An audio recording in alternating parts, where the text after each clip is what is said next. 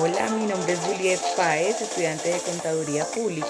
En esta oportunidad vengo a hablarles de modelos macroeconómicos y política contable. En este caso entonces, el modelo macroeconómico no es más que la simplificación de las estrategias económicas, donde lo que se busca es explicar de manera más sencilla la relación que existe a nivel económico. Entendiendo esto, entonces vamos a ver que una política económica es una estrategia que desarrollan los gobiernos para guiar la economía de un país. En este caso, la estrategia utiliza la manipulación de varias herramientas para obtener unos fines o resultados específicos en materia de economía. Para entender mejor este término, me parece importante resaltar el ejemplo de Margaret Thatcher, una británica, quien ha sido la mujer más privilegiada, ya que tuvo el honor de ser la primera y hasta ahora la única mujer reconocida como primera ministra, que transformó en su momento la economía en Londres, obteniendo ese cargo después de los laboristas, quienes dejaron un desastre económico en el país. Esta mujer tuvo que enfrentarse a un desastre bastante grande, como lo es una recesión económica, eh, creciente desempleo, fuerte intervención del Estado en la economía, elevado número de empresas públicas con pérdidas, elevados impuestos, gasto público desbocado, fuerte poder sindical que conseguía elevar los salarios por encima de la productividad y como consecuencia elevados niveles de inflación. La tasa de inflación británica era de las más altas de los países industrializados y una clara amenaza para el crecimiento económico de este país. Bueno, el trabajo que esta mujer hizo realmente fue increíble porque consiguió activar el crecimiento económico, estabilizar los precios, restaurar la posición de Gran Bretaña como potencia mundial política y económica. La lucha contra la inflación fue su objetivo principal y la forma de alcanzar estos objetivos fue adhiriéndose a un control estricto de la cantidad de dinero, reducir la intervención del gobierno en la economía y equilibrar los presupuestos. Confiar en los mecanismos del mercado como sistema de asignación eficiente de recursos y de esta manera logró restablecer la economía de Londres en la época en que gobernó. Una de las medidas que tomó esta mujer fue iniciar por reducir los impuestos, que eran bastante altos en la época y que estaban afectando porque eran muy exagerados. Por ejemplo, el impuesto sobre la renta, que era un 83%, lo redujo a un 60%, y el más bajo, que era del 33%, lo redujo a un 30%. Y el impuesto de sociedades pasó de un 40% a un 25%. A la vez mantuvo una estricta política de gasto, como fue recortar el empleo público con el fin de alcanzar el equilibrio presupuestario que estaba buscando. La economía británica es considerada una de las cestas más grandes a nivel mundial, pero esta se ha visto afectada en los últimos tiempos o frenada debido a que el PIB en Reino Unido solo creció un 1.2% en 2019 en comparación con el año 2018, que creció un 1.4%. Según previsiones del FMI, el crecimiento debería estabilizarse en un 1.4% en el 2020 y alcanzar un 1.5% en el 2021. Pero la economía del Reino Unido siguió ralentizándose en 2019 y se prevé que siga sufriendo una fragilidad en 2020 debido a la incertidumbre del Brexit.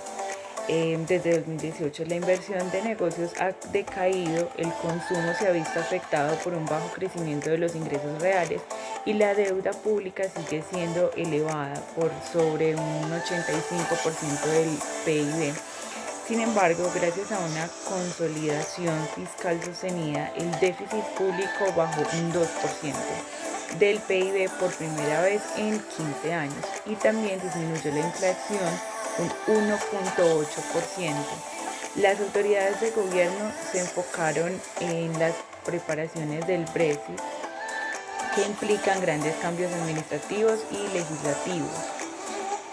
Una de las prioridades seguirá siendo lograr un acuerdo entre libre comercio.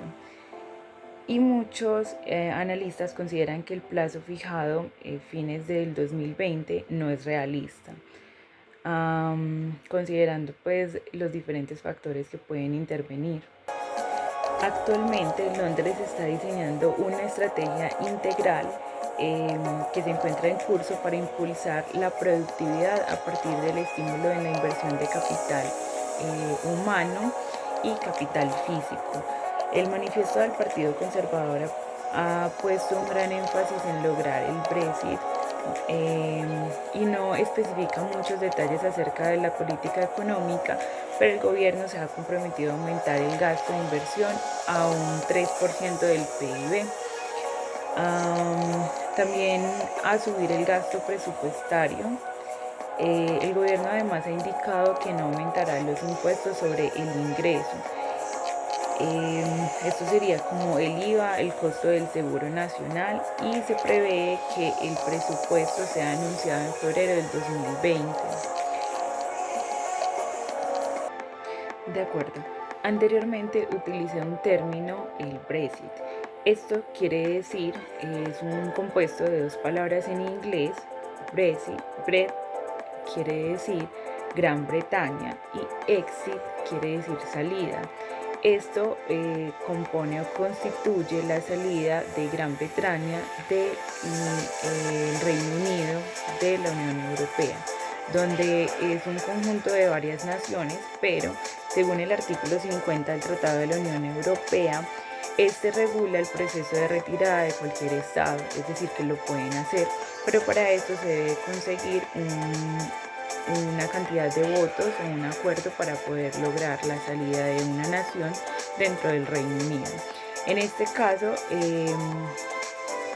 Gran Bretaña lo que buscaba era separarse del Reino Unido, o está buscando en este momento, y el referéndum fue celebrado el 23 de junio del 2016 y posterior notificación dirigida al Consejo Europeo el 29 de marzo del 2017.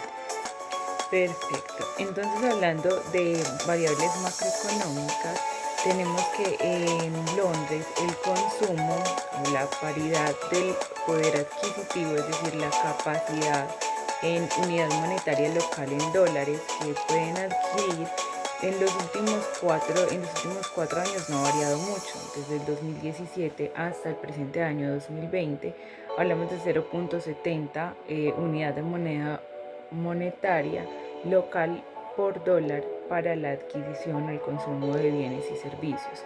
En este caso entonces hablamos de gastos de consumo de los hogares, donde hay un gasto de consumo en los hogares expresado en millones de dólares, precio constante de 2000, y en el 2016 tenemos que el consumo fue de 1.811.313 dólares, en el 2017 $1.851.348 dólares, y en el 2018 $1.880.657 dólares, lo cual quiere decir que este gasto a nivel porcentual de manera anual no ha cambiado mucho. En el 2016 hablaríamos de un 3.6%, en 2017 un 2.2% y en el 2018 un 1.6%.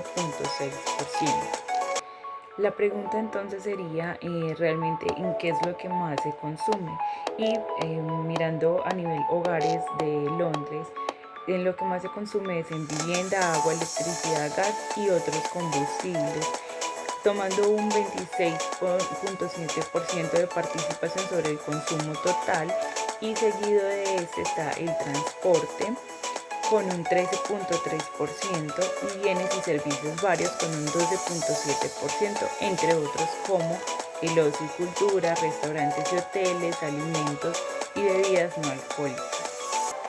Ahora daremos un salto al gasto público. Realmente el gasto público hace referencia a la manera en que los gobiernos invierten dinero para satisfacer las necesidades de la población o de aquellas personas que conforman esa nación, ¿cierto? Donde se busca suplir esas necesidades. Como no encontré mucha información acerca de Londres, voy a pegar un salto al gasto público en Colombia. Resulta que el gasto público en Colombia para el año 2019 creció 1.114 millones, es decir, un 1.44% hasta un total de 78.723.000 millones de euros. Esta cifra supone que el gasto público en 2018 alcanzó el 28.1% del PIB, una caída de solo un 0.1% puntos respecto al año anterior, es decir, el 2017, que fue el gasto público que se tuvo fue el del 28.11%. Por último, vamos a hablar del multiplicador del gasto. Este es un indicador que nos ayuda a medir la efectividad de la política fiscal, por ende es muy importante dentro de un gobierno que se tenga establecido de una manera organizada, ya que se nos permite hacerle un seguimiento a la inversión que hace el gobierno en la sociedad. Un ejemplo, si el gobierno contrata a una cantidad de obreros para hacer unas remodelaciones en unas edificaciones, estos tendrán un pago, un salario, el cual luego van a gastar en el mercado. Por ejemplo, van a comprar unos zapatos. Esos zapatos van a ser pagados con este dinero, que a su vez quienes reciben este ingreso van a consumir otros bienes y servicios en el mercado, y esto genera un efecto multiplicador que finalmente vendría a traer un beneficio al gobierno en general, pues buscando un bien en común. ¿Qué es lo que se busca con esto? Incrementar el dinero que se invierte en el gasto público, dando beneficio y respuesta a los ciudadanos, buscando satisfacer las necesidades. Entonces se convierte en un indicador importante a la hora de establecer políticas económicas dentro de una nación, porque son las que nos van a ayudar a determinar el crecimiento del PIB o el desarrollo económico de nuestro país. Eso fue todo por hoy. Muchas gracias. Espero tengan un excelente día.